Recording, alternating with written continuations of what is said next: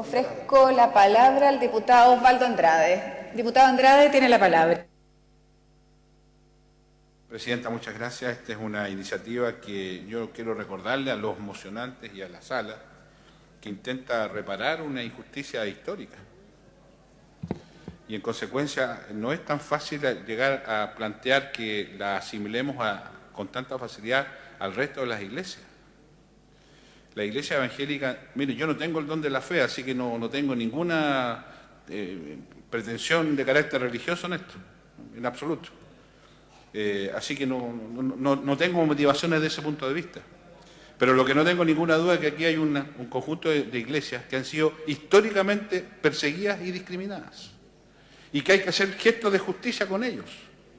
Hay dos formas de hacer gestos de justicia con ellos. Es relevando su tarea y en consecuencia hay que tener cosas concretas. Una cosa concreta es reconocer la existencia de la institución del pastor o del ministro de culto en alguna norma legal. Y para eso encontramos una alternativa en el Código del Trabajo. Pero hay una forma de ser injusto con ellos. Es cuando uno los quiere asimilar a aquellos que no han tenido los mismos problemas de falta de privilegios. Porque nuevamente reequilibramos en negativo. Por eso la intención de esta moción es relevar un mundo de iglesias evangélicas, que son precisamente las evangélicas, porque son ellas los que históricamente han estado siendo objeto de discriminación. No ayuda a hacernos cargo de esa injusticia histórica cuando queremos asimilarla con otras iglesias que no han tenido estos problemas, pues. No ayuda. Entonces yo llamo a un cierto sentido común. Lo único que pretende esto es decir, mire, los trabajadores que tienen jornada continua y en consecuencia tienen sistemas de turno, cuando tengan la condición de ministros de fe o pastores, o pastoras, como usted bien lo ha señalado, Presidenta, tengan la posibilidad de que no coincida su turno con la fecha en que ellos desarrollan su actividad pastoral. Y para eso tienen que avisarle a su empleador con la debida anticipación, de forma tal que el empleador no haga coincidir ese día con un día de turno. Es lo que pretende. Y en segundo lugar establece una presunción de discriminación en el despido en el evento que la consideración de su condición religiosa sea factor de despido. Eso es lo que pretende esto. Entonces, de lo que se trata es que nos hagamos cargo, también incluso en el mundo de las iglesias evangélicas, de aquellos que están en una situación de mayor precariedad, porque digámoslo francamente, el pastor que administra una iglesia numerosa, él no tiene estos problemas, porque él se dedica 100% a su labor, porque sobrevive desde el diezmo que permanentemente le otorgan. Estamos hablando de aquel pastor de iglesias pequeñas que tiene que, para poder sobrevivir, generar un empleo remunerado. De ese señor estamos hablando. Y por eso, porque cuando yo entiendo que se incorpora la teoría de los sacerdotes y religiosas, estamos hablando de aquellos que, sin pertenecer a una congregación que solventa su vida, tienen la necesidad de hacer una actividad laboral para poder solventar su tarea religiosa. De eso estamos hablando, no estamos hablando de todos.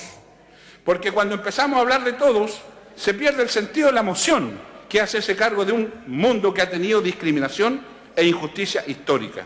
Si no lo reconocemos, estamos equivocados entonces. Por esa razón, es que yo no tengo inconveniente que incorporemos el mundo de los sacerdotes, entiendo que no es la idea poner sacerdotisa porque esa condición no existe, y religiosas. Pero si vamos a incorporar otros sectores que ya no tienen una función como oficio regular de la actividad pastoral, yo creo que nos estamos excediendo y nos ponemos en peligro el sentido de la moción. Porque mire, de lo que se trata es no generar tampoco un incentivo perverso que termine porque las personas que tengan esta condición sean poco gratos de ser contratadas. O sea, por hacer un reconocimiento, lo que podemos llegar a crear es una persona que a priori un empleador la mire. Es como cuando teníamos el problema con la mujer que podía embarazarse. Entonces el incentivo finalmente nos equivocamos y por hacer aparentemente un buen gesto terminamos haciendo un mal gesto. O sea, perdón, me acaban de señalar que los diáconos no tienen un oficio regular. Operan, no siempre, no tienen una asignación. Y vaya, yo le pediría a aquellos que lo proponen que nos digan de cuánto estamos hablando. Porque mire, los pastores son una cantidad de miles importante. Un número menor de ellos son los que no viven del diezmo, perdone que lo diga así.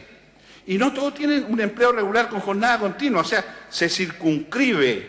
¿Por qué? Porque el dato de la moción lo que intenta es dar una señal, como bien decía el diputado Babispín, de que hay un mundo que no ha sido históricamente considerado, que ahora lo consideramos y lo formalizamos, porque el ministro de Fe o el pastor no existe en nuestra legislación. En cambio, perdóneme, hay otros sectores religiosos que no solo no existen, sino que tienen estatutos especiales. Entonces no es una buena manera de encontrarnos para resolver una deuda histórica asimilando a los que vienen en una situación de injusticia con los que tienen estatutos especiales. Por favor, así no se lucha contra la desigualdad. Al contrario, así se genera una nueva desigualdad. Y yo llamo a los que han opinado que nos hagamos cargo de eso. Entonces, con el mayor respeto, y sin ningún tipo es la pasión de los que no tenemos el don de la fe, yo llamo a que no perdamos el foco del problema.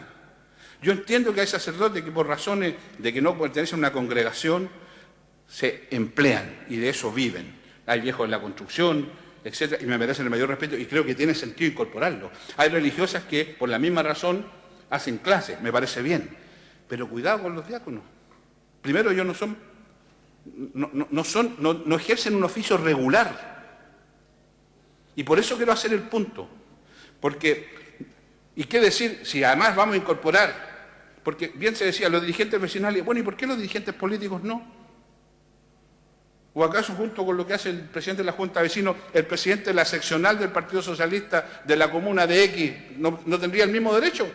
Entonces, por favor, no hagamos de lo bueno algo que lo empeore.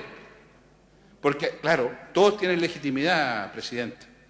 Lo que yo pido es que no perdamos el foco de la moción, porque de lo contrario se pierde el sentido del gesto hacia un mundo que ha sido históricamente discriminado. ¿Y cómo lo hacemos? Tapándolo con todos. Y eso, para mi gusto, y lo digo con mucho respeto, es la peor manera de hacer estas cosas. Presidenta, muchas gracias. Muchas gracias, diputado Andrade. Ofrezco la palabra al diputado